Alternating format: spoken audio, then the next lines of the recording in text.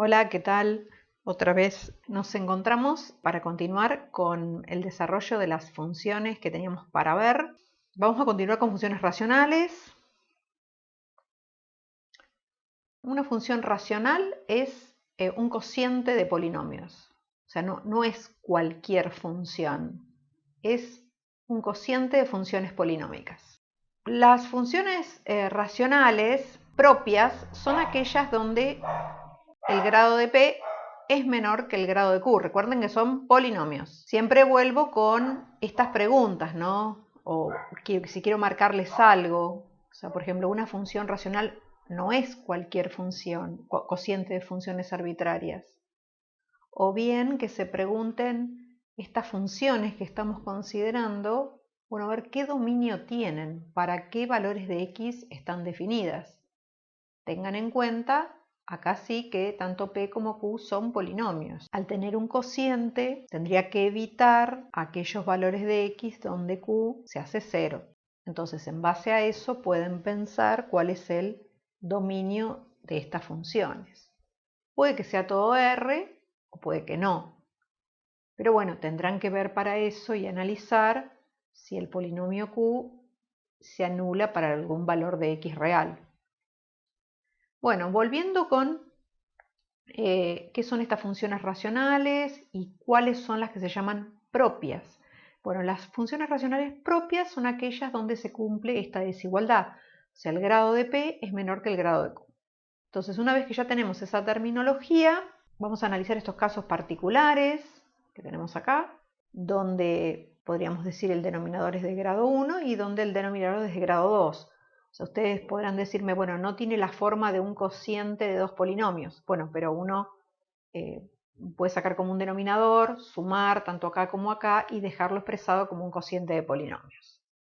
Lo que hay que notar es que en los casos tanto de F1 y F2, estas que teníamos escritas acá, si le damos valores particulares a las constantes a, h y k, que son las que figuran en las dos funciones, obtenemos, podríamos decir, las expresiones más simples de las funciones f1 y f2, que es 1 sobre x y 1 sobre x cuadrado. Entonces, lo que nos interesa en realidad es manejar los gráficos de las funciones f1 y f2 con toda generalidad. Entonces, considerando f1, vamos a ver algunos ejemplos donde k es igual a 0, o sea, no tenemos término independiente. Entonces yo representé algunas funciones de estas tomando valores de a positivos y negativos. No fui muy original, tomé valor a igual a 1 y a igual a menos 1 para los gráficos de la izquierda y de la derecha. Y lo que hice fue ir considerando, como lo mismo hice en la clase pasada, valores de h diferentes. H igual a menos 2, h igual a 0 y h igual a 2. Eso ya sea cuando a era 1 o cuando a era menos 1. Entonces, de esa forma yo obtuve los gráficos que ustedes ven. Y estas son, bueno, ejemplos de funciones racionales justamente del tipo f1 con k igual a 0. O sea, uno podría decir, bueno, ¿y en qué repercute el hecho de que k no sea 0? Eso se va a reflejar para el caso que tengamos una función donde k, este término independiente, no sea 0, va a representar en el gráfico un desplazamiento vertical de las representaciones que, bueno, que hicimos acá, ¿no? Tanto a izquierda como a la derecha. O sea, estos gráficos se desplazan verticalmente conforme k sea positivo, se desplazarán hacia arriba, si k es negativo, se desplazan hacia abajo. Lo que tenemos para observar es que si en lugar de la función f1, tenemos esta expresión racional, donde n es un impar mayor que 1, bueno, los gráficos que se obtienen son similares y todas las cosas que hemos dicho arriba también se repiten. Podrían pensar si alguna de estas funciones es par o impar, qué dominio tienen estas funciones, las fórmulas que tienen las funciones, las fórmulas que tienen las funciones representadas a la derecha, teniendo en cuenta que son las opuestas de las representadas a la izquierda. Pueden pensar intervalos de crecimiento de estas funciones. En fin, ya a esta altura pueden pensar montones de cosas cuando ven el gráfico de una función. Pueden pensar cuál es la imagen de estas funciones, cómo se modificaría eso si ya tenemos un valor de k significativo. Bueno, en el caso de F2, como lo habíamos presentado en alguna placa anterior, lo mismo. Pienso qué pasa si k es 0 y tomé algunos ejemplos con a mayor que 0 y con a menor que 0. Otra vez consideré 1 y menos 1 como a.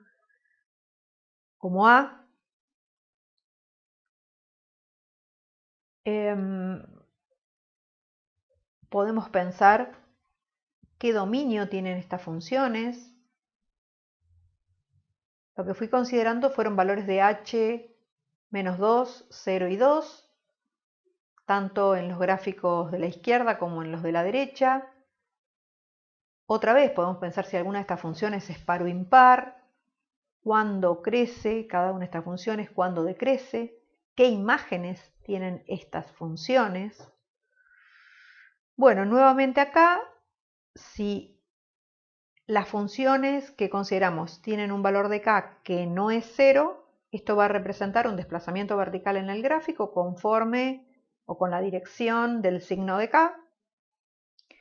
Y si en lugar de f2 tuviéramos funciones como esta que está acá, donde el n es par, pero mayor que 2, o sea, se repite todo lo que hemos dicho en forma bastante aproximada. Respecto de funciones, entonces, para cerrar un poco, vimos funciones lineales, funciones cuadráticas, funciones cúbicas. Uno podría seguir analizando funciones polinómicas, pero es como que no tenemos un patrón que unifique todos los gráficos que podemos encontrar. Ya desde grado 3 vimos que no hay un único gráfico que se pueda encontrar, y si aumentamos el grado, más aún hay más variedad de gráficos posibles, aun cuando el grado de la f sea siempre el mismo. Tenemos, por el otro lado, y acá vimos función valor absoluto, vimos funciones que son el valor absoluto de una función también, y acá lo que estuvimos viendo hasta ahora fueron algunos tipos particulares de funciones racionales, por decirlo así, con denominador de grado 1 y 2. Tampoco es toda la variedad lo que vimos de lo que puede aparecer, por lo menos en cuanto a grado 2 en el denominador. ¿Qué más tenemos? Tenemos funciones trigonométricas, tenemos funciones logarítmicas y exponenciales. Sobre funciones logarítmicas y exponenciales ya hemos subido bastante material en la plataforma, y en el caso de funciones trigonométricas lo mismo. Entonces ya de alguna forma tenemos un panorama de todas las funciones que queríamos ver, y ahora nos vamos a dedicar a ver algunas de las que llamamos cualidades de funciones, en particular que llamamos o qué queremos decir cuando una función es inyectiva. Bueno, siempre partiendo de funciones inyectivas, de un subconjunto A de R en un subconjunto B de R. Cuando digo subconjunto, puedo estar pensando que es el propio R. Voy a decir que es inyectiva si cada vez que tomo dos elementos en A, cualesquiera sean ellos, si son elementos distintos, los resultados también son distintos.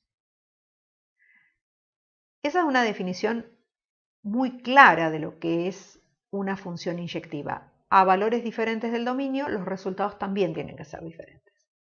Sin embargo, cuando uno quiere demostrar la inyectividad, lo que se usa es otra definición, que es justamente lo que ustedes conocen como el contrarrecíproco de la implicación que está arriba.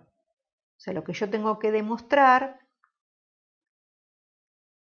si una función es inyectiva es que para todo par de valores x1 y 2 de A, si el valor que toma la función en x1 coincide con el valor que toma la función en x2, entonces estamos hablando del mismo valor, o sea, la única forma de que se repitan los valores de una función es hablando de dos puntos que coinciden, por eso lo de x1 igual a x2.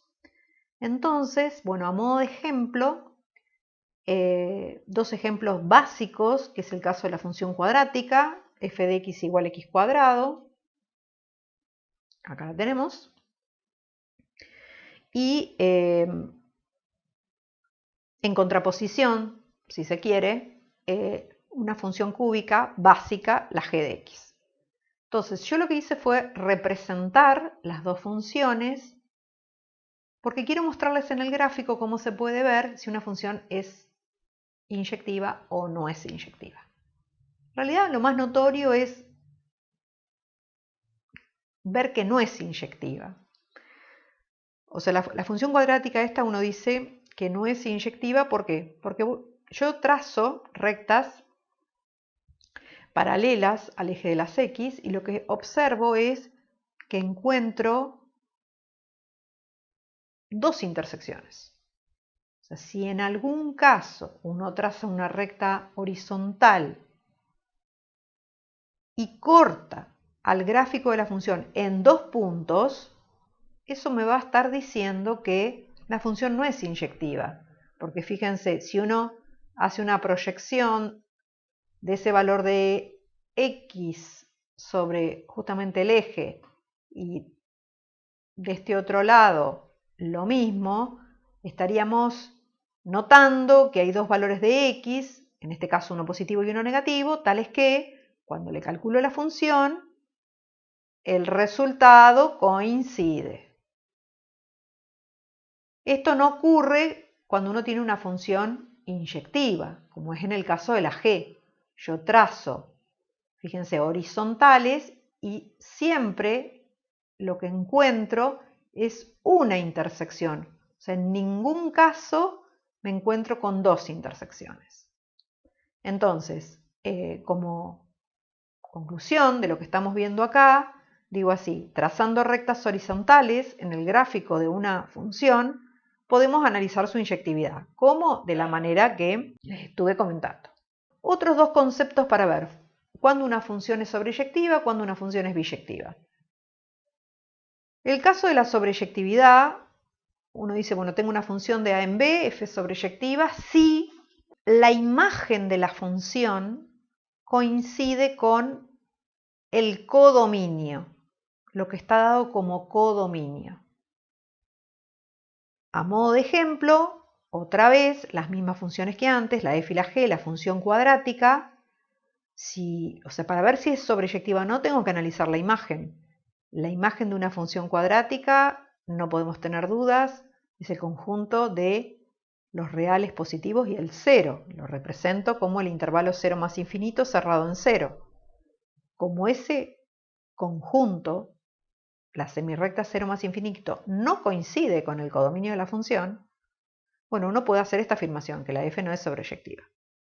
Y para el caso de la función cúbica, la imagen de g es R, coincide con el codominio, entonces puedo hacer la afirmación de que es sobreyectiva.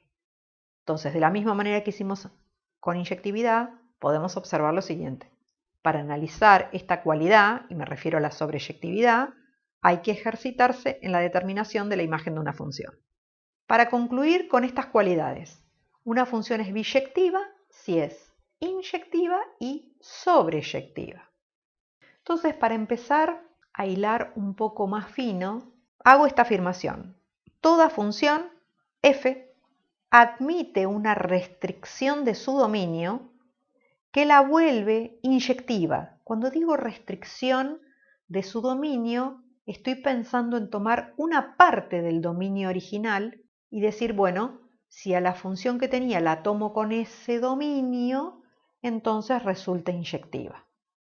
O sea, estoy hablando de considerar una función f1 desde un conjunto a sub 1 en b, f1 que tenga la misma expresión que la f, y donde f1 resulte inyectiva. Otra observación para hacer. Si yo tengo una función inyectiva, lo que puedo hacer siempre es restringir su codominio de modo que se vuelva sobreyectiva. Esto significa lo siguiente. O sea, partamos de esta que ya teníamos inyectiva, la F1. Restringiendo el codominio, armo una función que tiene la misma expresión que F1, ¿está? Tiene el mismo dominio que F1, lo único que hago es cambiarle el codominio. Y puedo cambiarle el codominio de modo que esta F2, además de ser inyectiva, sea sobreyectiva. Y con eso entonces voy a obtener lo que quería, que es una función no solo inyectiva, no solo sobreyectiva, sino que cumpla las dos condiciones. Bueno, vamos a ver algunos ejemplos. Ejemplos ya conocidos, o sea, esto ustedes revisen los ejemplos y todo lo que vimos antes y entonces, bueno, se van a dar cuenta que no hay muchas cosas nuevas en esta placa. O sea, en el caso de la función cúbica, como es inyectiva y sobreyectiva, resulta ser biyectiva. En el caso de la función cuadrática, no es una función inyectiva. Uno puede decir repite valores y para eso doy, para justificar el hecho de que no cumple la cualidad de inyectividad, lo que escribo es un contraejemplo. Digo, la función en 2 y en menos 2 toma el mismo resultado. Y sin embargo, 2 es diferente que menos 2. O sea, la función en dos valores distintos de su dominio toma el mismo valor. Y eso hace que justamente la condición de inyectividad no se cumple. Aplicando un poco lo de antes, uno decía, si uno tenía una función arbitraria cualquiera, siempre puede restringir el dominio para hacer que se vuelva inyectiva. Entonces, si yo tengo la función cuadrática y restrinjo el dominio, fíjense, vuelvo con la función cuadrática, pero en lugar de r en r, de menos infinito 0 en r. Entonces, la función f1 sí es inyectiva.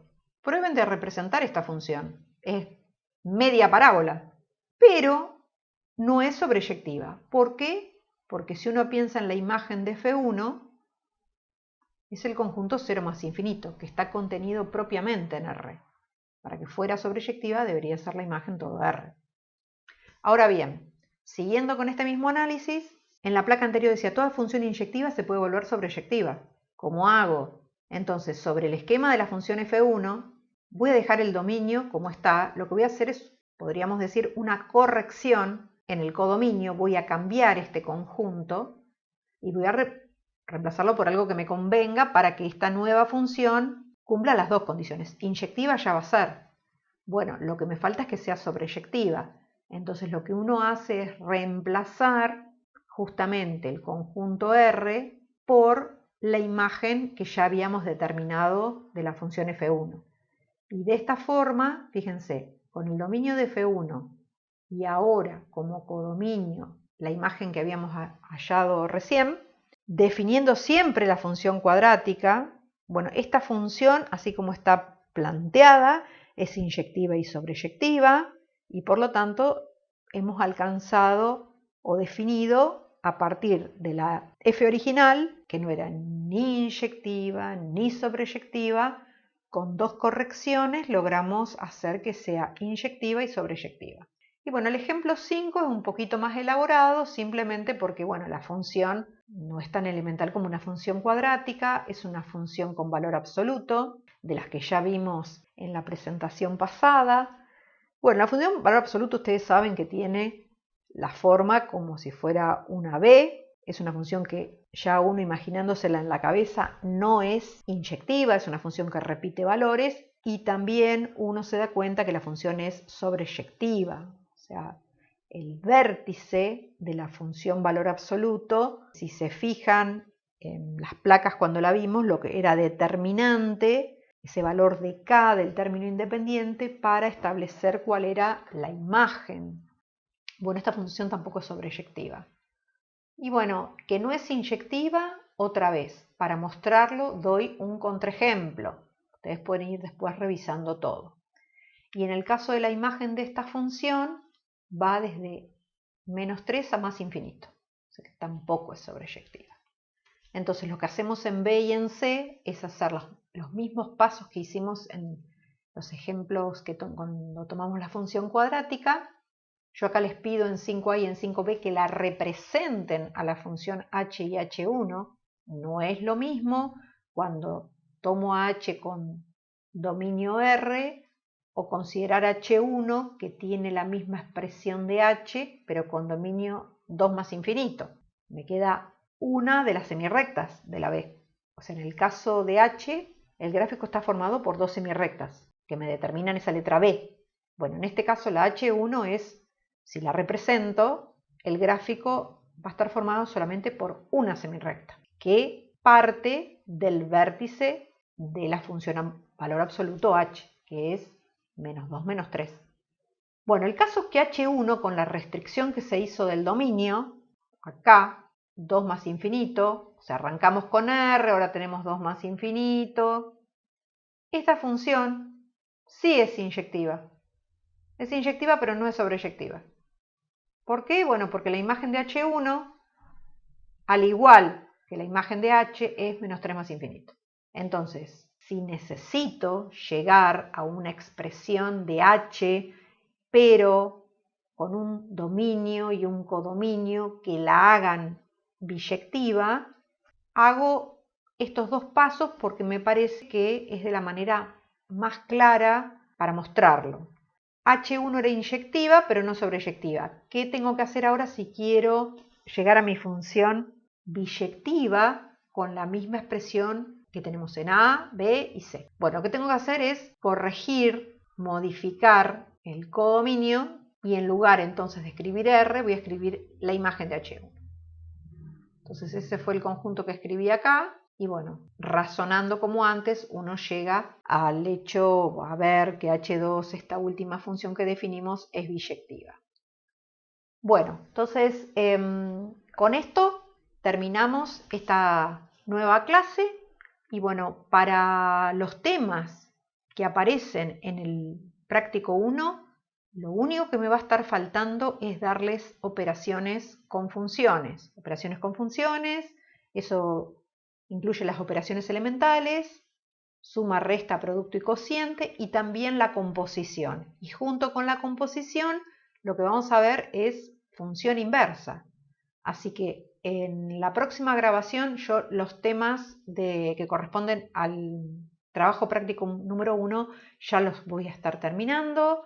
Y bueno, lo que les pido es que vayan trabajando para ir avanzando con estas cosas, que bueno, a la brevedad ya les iremos diciendo cómo vamos a reacomodar todo lo que teníamos planificado para la materia. Un poco estamos esperando directivas generales, así que bueno, no dejen de trabajar sobre la materia. Hay montones de cosas, material en internet que les puede servir, son todos temas básicos, así que sigan avanzando. Para algunos quizás es muy sencillo esto, ya lo tienen bien, pero bueno, hay gente que viene con serias deficiencias en estos temas de la escuela secundaria, así que bueno, pónganle el mayor esfuerzo para que después no tener problemas en temas que son un poco más complicados. La seguimos en cualquier momento.